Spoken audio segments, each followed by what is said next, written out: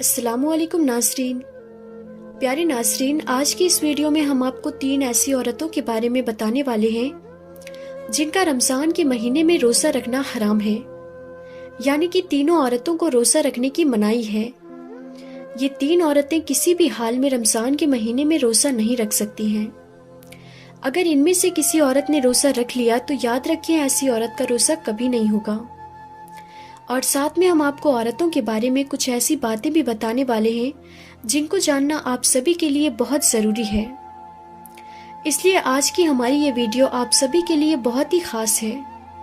आप इसको आखिर तक ज़रूर देखें और मेहरबानी करके इसे शेयर भी कर दें ताकि रमज़ान के महीने में ये वीडियो ज़्यादा से ज़्यादा मुसलमानों के पास पहुँच जाए।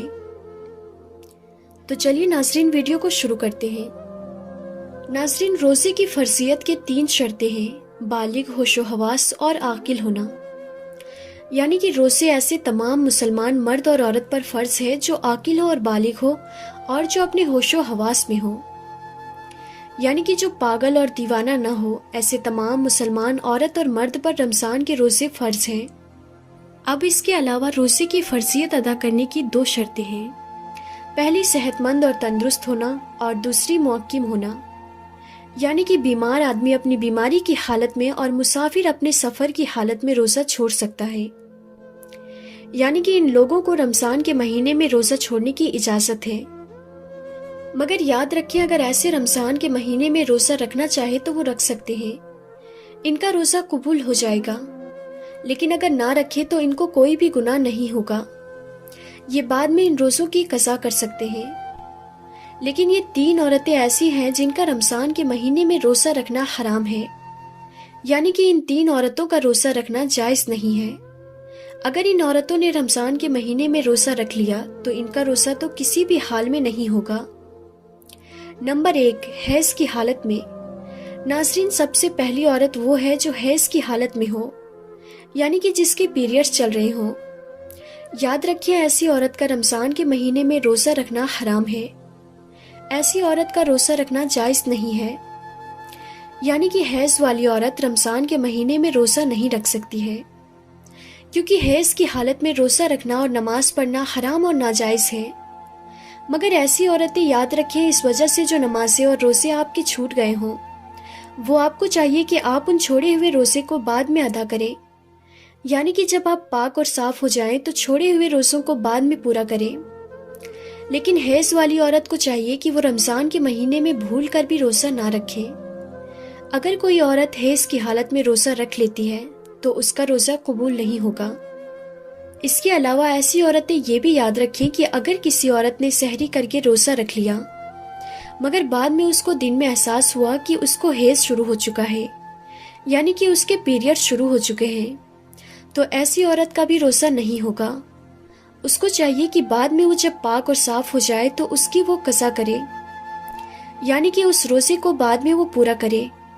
लेकिन ऐसी औरत रमज़ान के महीने में इस बात का ज़रूर ध्यान रखे कि उसका रोज़ा ना होने का एहसास किसी को भी ना हो पाए, यानी कि वो किसी के भी सामने ये जाहिर ना करे कि वो रोज़े की हालत में नहीं है। ऐसी औरतें रमज़ान के महीने में किसी के भी सामने कुछ भी ना खाए पिए। हैज़ वाली औरतों को चाहिए कि वो रमज़ान के महीने में छुपकर खाना पानी करे।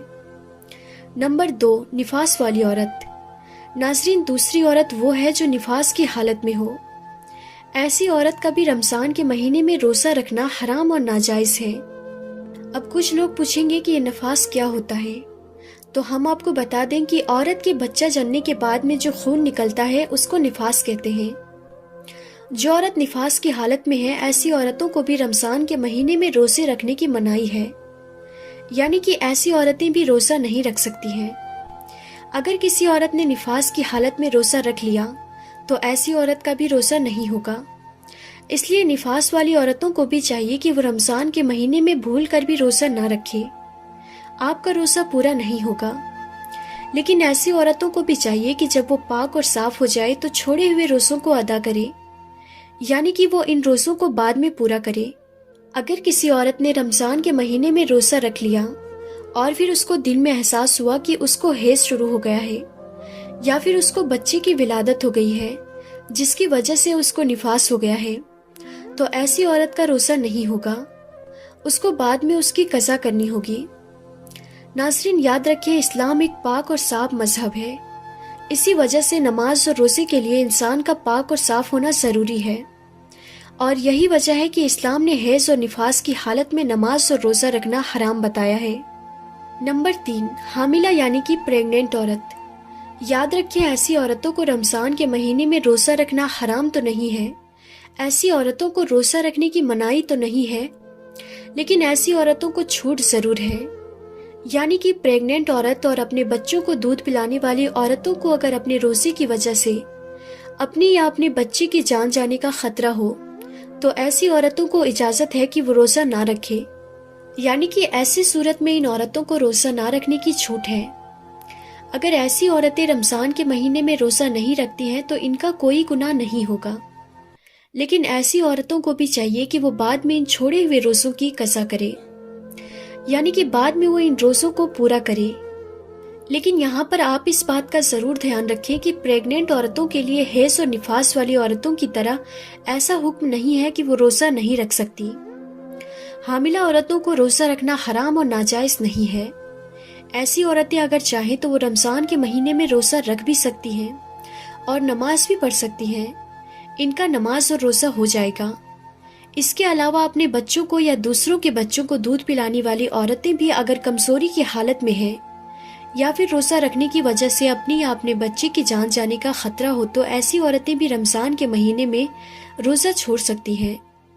اگر کوئی ماہر ڈاکٹر یہ کہتے کہ اگر روزہ رکھا تو خود کی یا بچے کی جان کا خطرہ ہو سکتا ہے، تو ایسی صورت میں بچوں کو دودھ پلانے والی عورت بھی روزہ چھوڑ سکتی ہے، مگر ایسی عورت کو بھی چاہیے کہ وہ ان چھوڑے ہوئے روزوں کو بعد میں پورا کر لے۔ اب ناظرین آپ کو بتاتے ہیں کہ عورتوں کے لیے روزہ رکھنے اور نہ رکھنے کے لیے کیا کیا شرطیں ہیں، یعنی کہ ایسی کون سی عورتیں ہیں جن کو رمضان کے مہینے میں روزہ رکھنے کی اجازت ہے اور ایسی کون سی عورتیں ہیں جن کا روزہ رکھنا حرام ہے۔ نمبر 1، ناظرین اگر کوئی عورت سفر کی حالت میں ہو یا پھر بیماری کی حالت میں ہو یا پھر اپنے بڑھاپے کی وجہ سے اتنی زیادہ کمزور ہو گئی ہو کہ اگر اس نے روزہ رکھ لیا تو اس کی جان جانے کا خطرہ ہو سکتا ہے، تو ایسی عورتوں کے لیے روزہ رکھنے کی چھوٹ ہے۔ مگر ایسی عورت کو چاہیے کہ اگر وہ بعد میں صحت مند اور تندرست ہو جائے تو وہ ان چھوڑے ہوئے روزوں کی قضا کرے، اور اگر بعد میں وہ پھر دوبارہ صحت مند نہ ہو سکے تو اسے چاہیے کہ وہ ان چھوڑے ہوئے روزوں کا کفارہ ادا کرے۔ وہ کفارہ یہ ہے کہ ہر ایک روزے کے بدلے میں کسی مسکین کو دونوں وقت پیٹ بھر کر کھانا کھلایا جائے۔ نمبر 2، اگر کسی عورت کو روزہ کی حالت میں سانپ نے ڈس لیا ہو اور اب اس کی جان جانے کا خطرہ بن گیا ہو تو ایسی عورتوں کو بھی حکم ہے کہ وہ اپنے اس روزے کو توڑ سکتی ہے، اس کا کوئی گناہ نہیں ہوگا، لیکن بعد میں جب وہ صحیح ہو جائے تو اس روزے کی قضا کرے۔ نمبر 3، ناظرین اگر کوئی بوڑھی اور کمزور عورت جو گرمیوں میں گرمی کی دھوپ کے روزے نہ رکھ سکتی ہو، اس کو کسی ماہر ڈاکٹر نے منع کر دیا ہو تو ایسی عورتوں کو چاہیے کہ وہ گرمیوں کے روزے چھوڑ دے، ان کے بدلے میں وہ ان روزوں کو سردیوں میں رکھ لے۔ نمبر 4، ایسی عورت حیض سے پورے 10 دن اور 10 رات میں فارغ ہو گئی، اب اس کو چاہیے کہ وہ اگلے دن کا روزہ رکھ لے، اور اگر کم دنوں میں پاک ہو گئی اور اگر صبح ہونے میں اتنا وقت باقی ہے کہ اس کے پاس نہا دھو کر تھوڑا وقت بچے گا تو اس کو چاہیے کہ وہ روزہ رکھ لے۔ نمبر 5، ناظرین حاملہ عورت یعنی کہ پریگننٹ عورت کی 2 رکعت نماز عام عورت کی 70 رکعت سے بڑھ کر ہے، اور اگر کوئی عورت اپنے بچے کے رونے کی وجہ سے رات بھر نہ سو پاتی ہو تو ایسی عورت کو 70 غلام آزاد کرنے کا ثواب ملتا ہے۔ اس کے علاوہ اگر کوئی عورت بچہ پیدا ہونے کے 40 دنوں کے اندر انتقال کر جائے تو اللہ تعالیٰ اسے شہادت کا درجہ عطا کرتا ہے۔ نمبر 6، ناظرین جو پاک دامن عورت اگر رمضان کے مہینے میں نماز روزے کی پابندی کرے اور اپنے شوہر کی خدمت کرے تو اس کے لیے جنت کے 8 دروازے کھول دیے جاتے ہیں۔ نمبر 7، باریک لباس پہننے والی اور غیر مردوں سے ملنے والی عورت کبھی بھی جنت میں داخل نہیں ہوگی۔ جنت میں لوگ اللہ کے دیدار کے خواہش مند ہوں گے، مگر جو عورت دنیا میں پردے کی حالت میں رہے گی ایسی عورت کے دیدار کے لیے خود اللہ خواہش مند ہوں گے۔ تو ناظرین آج کے لیے بس اتنا ہی تھا، ہم پھر ملیں گے اگلی نئی ویڈیو میں، تب تک کے لیے خدا حافظ۔